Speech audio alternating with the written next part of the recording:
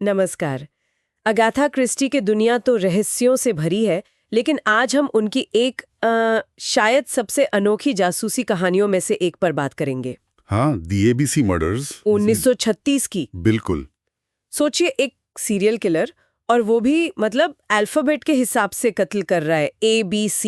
एकदम खटके कॉन्सेप्ट था उस समय के लिए। हाँ, तो हमारे पास ना इसी किताब की एक काफी डिटेल्ड हिंदी समीक्षा है, जिसमें कहानी, कैरेक्टर्स, थीम्स सब कुछ है। और वो बड़ा वाला ट्विस्ट भी आखिरी में जो आता है। हाँ हाँ, वो तो है ही।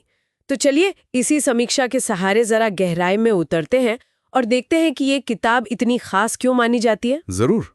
तो बिना स्पॉइलर दिए अगर कहानी का सेटअप देखें, शुरुआत होती है हमारे जाने पहचाने जासूस हरक्यूल पोयरो से। उन्हें ना अजीब से खत मिलने लगते हैं, कोई ABC नाम का बंदा भेज रहा है। और वो खत सीधे सीधे चैलेंज करते हैं पोयरो को, बताते हैं कि अगला कत्ल कहाँ और किसका होने वाला है। हाँ, और सब कुछ अल्फाबेटिकल ऑर्डर में। जैसे पहली विक्टिम एलिस एशर मिलती है एंडोवर में, A for Asher, A for Andover. फिर बेटी बार्नार्ड बेक्सिल में, B for Betty, B for Bexhill. और हर क्राइम सीन पर एक ABC रेलवे गाइड छोड़ी जाती है, सबूत के तौर पर। बिल्कुल, एक सिग्नेचर स्टाइल बनाने की कोशिश। तो पोयरो हैं, उनके पुराने दोस्त कैप्टन हेस्टिंग्स भी साथ आ जाते हैं, और स्कॉटलैंड यार्ड के इंस्पेक्टर क्रोम भी हैं। क्रोम थोड़े नए जमाने के, थोड़े शक्की मिजाज के इंस्पेक्टर हैं। पूर्व के तरीकों पर उतना भरोसा नहीं करते शुरू में। हाँ, तो ये सब मिलकर कोशिश कर रहे हैं कि ये सिलसिला रुके। माहौल काफी टेंस हो जाता है। सही कहा। और जैसा आपने पहले कहा, ये सिर्फ एक किसने किया वाली मिस्ट्री नहीं है। समीक्षा इस बात पे जोर देती है कि क्रिस्टी यहाँ मतलब बड़े आइडियाज पर खेल रही हैं। जैसे कि जैसे एक तरफ पोरो का मेथोडिकल लॉजिकल दिमाग है, एकदम व्यवस्थित। और दूसरी तरफ है ये किलर, जो आपात तौर पर बिल्कुल रैंडम क्योटिक लग रहा है। लेकिन क्या वो सच में रैंडम है? ये एक तरह से ऑर्डर वर्सेस क्योस का टकराव है। अच्छा, और समीक्षा में ये भी लिखा है कि कहानी थोड़ी क्रिमिनल साइकोलॉजी में भी जाती है ना? हाँ बिल्कुल। किलर ऐसा क्यों कर रहा है, उसका मोटिव क्या है, ये सवाल कहानी के सेंटर में है। और साथ ही क्रिस्टी ये भी दिखाती हैं कि कैसे मीडिया ऐसी खबरों को सेंसेशनल बनाकर लोगों में एक डर का माहौल पैदा कर सकता है। तो ये सिर्फ कत्ल की कहानी नहीं, बल्कि समाज पर उसके असर की भी कहानी है। क्रिस्टी सिर्फ किसने पर नहीं रुकती, वो क्यों और कैसे को भी खंगालती हैं। ये बात तो है, कहानी की परतें काफी गहरी हैं। लेकिन अब आते हैं उस पॉइंट पर जहां समीक्षा वो बड़ा राज खोलती है।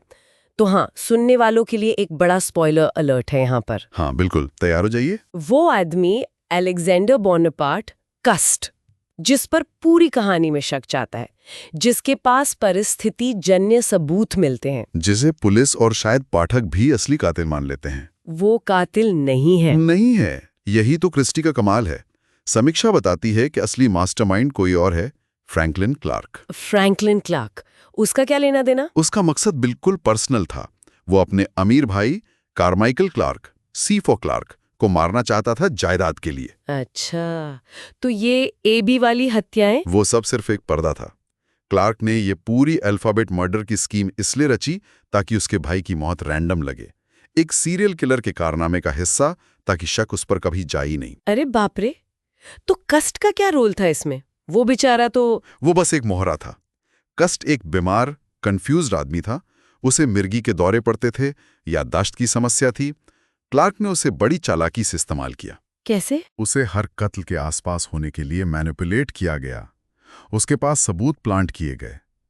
कस्ट खुद भी ठीक से नहीं समझ पा रहा था कि क्या हो रहा है। वो एक परफेक्ट बलि का बकरा था। ओह। और यहीं पोयरो की जीनियस सामने आती है। समीक्षा इसी बात की तारीफ करती है कि कैसे पोयरो सतही सबूतों के पार देखते हैं, इंसानी फितरत को समझते हैं और इस जटिल जाल को सुलझा लेते हैं। वो छोटी छोटी डिटेल्स पकड़ते हैं जिन्हें सब नजरअंदाज कर देते हैं। वाह, ये तो सच में दिमाग घुमा देने वाला खुलासा है। तो फिर कोई हैरानी नहीं कि समीक्षा इस किताब को 5 में से 5 स्टार देती है। बिल्कुल। इसे तेज रफ्तार, बहुत चालाकी से लिखी गई और सच में सोचने पे मजबूर करने वाली मिस्ट्री बताया गया है। समीक्षा कहती है कि मिस्ट्री और क्राइम फिक्शन के शौकीनों के लिए तो ये मस्ट रीड है। निश्चित रूप से। और ये हमें एक दिलचस्प सवाल पर भी छोड़ जाती है, जिसका जिक्र समीक्षा में भी है।